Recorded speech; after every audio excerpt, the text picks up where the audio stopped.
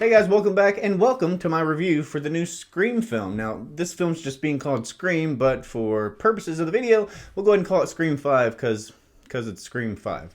Now, this latest installment in the franchise is brought to us from the directors of Ready or Not. It's the first film in the entire franchise that hasn't been directed by Wes Craven, and this is obviously due to his passing in 2015.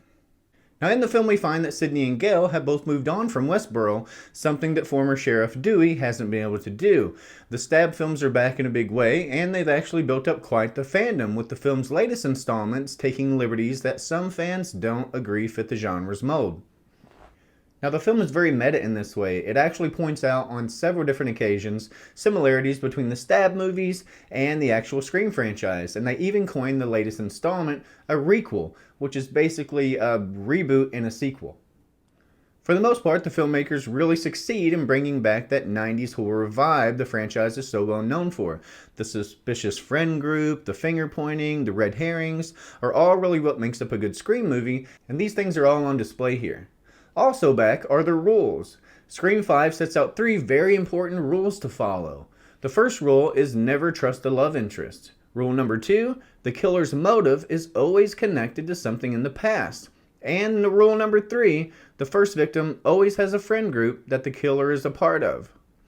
Now, the film opens the way you might expect, with Ghostface claiming his first victim, in particularly brutal fashion.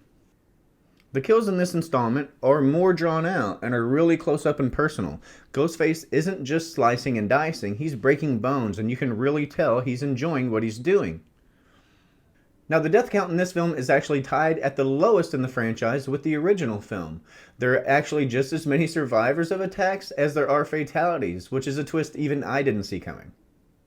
Sidney and other main characters take a back seat in this film in favor of establishing a new cast that can carry on the franchise, which is why I'm guessing this is called Scream and not Scream 5. It's meant to be a bit of a reboot, and it does a good job leaving the door open for just that.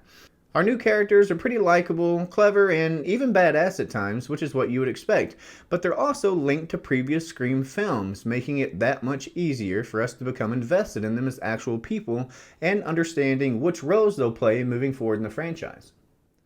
Now, the film ends with the unexpected killer reveal in satisfying enough fashion, though it doesn't really bring anything incredibly new or groundbreaking to the franchise. And even though the classic Scream tropes, like the killer being on skates or no one being able to fall down without dropping their weapon, even wounds that appear to be fatal being shrugged off just a few scenes later, Scream does exactly what it set out to do. It's a very promising start to kicking off multiple more movies and revitalizing the franchise for a new generation. And incidentally, it's a hell of a lot of fun to watch. But let me know what you guys think. Did you see the Scream movie? Do you plan on seeing the Scream movie? Are you a fan of the franchise in general?